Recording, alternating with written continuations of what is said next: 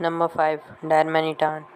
अगर तुम डोरेमोन या शिनचैन देखते हो तो उनमें तुमने बहुत जगह एक लाल रंग की कठपुतली जैसी गुड़िया देखी होगी। उस गुड़िया को कहा जाता है डारुमा डॉल और हमारे डायरमेनिटान का डिज़ाइन भी उससे बहुत हद तक लिया गया है। अगर हम कलर वाइज देखें तो डायरमेनिटान का जो कलर है वो डारुमा डॉल जैसा ही है, पर अगर हम डिज़ाइन वाइज देखें तो जेन मोड डायरमेनिटान का डिज़ाइन बहुत हद तक डारुमा डॉल से मिलता है। हर साल डारुमा डॉल टेंपल में लाए जाते हैं और कुछ सेरेमनी में उन्हें बर्न भी किया जाता है। मतलब देख रहे हो, उन्हें बर्न करा जाता है और हमारा जो डायरमेनिटान है उसकी टाइपिंग भी फायर टाइप है। अगर हम ध्यान से देखें तो डायरमेनिटान और डारुमा डॉल हमें एक मॉन्स्टर्स अपीयरेंस देते हैं। Number 4 Magikarp. बहुत सारे Pokemon fans Pokemon red and blue के टाइम में सरप्राइज हो चुके थे कि मैजिकार्प, जो कि वर्स्ट कॉम्पिटिटिव पोकेमोन है, वो गैरेडो जैसे एक पावरफुल बीस्ट में इवॉल्व हो जाता है। इसे तुम पोकेमोन कंपनी के सबसे बड़े ग्लोब्स में से एक कह सकते हो।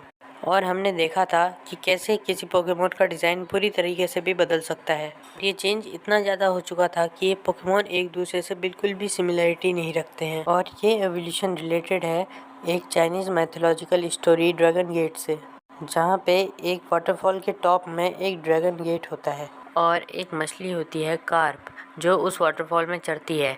अगर कोई भी मछली उस वाटरफॉल में चढ़ के ड्रैगन गेट से कूद जाती है तो उसे रिवॉर्ड मिलता है और वो माइटी ड्रैगन में चेंज हो जाती है। और ये स्टोरी बहुत हद तक रिलेट करती है इस एवोल्यूशन को।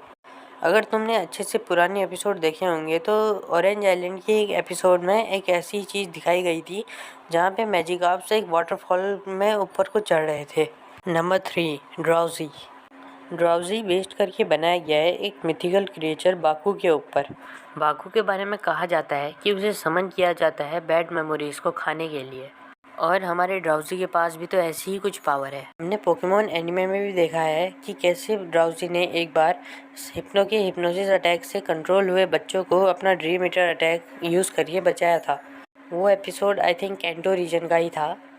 Drowsy was also one of the first Pokemon जिसके पास एक्सेस था ड्रीम ईटर मूव का। बाकू के बारे में कहा जाता है कि वो बच्चों की बुरी आत्माएं और बुरी यादें खा जाता है, और ऐसा ही कुछ तो हमारा ड्राउजी भी करता है। Number 2 nine tales.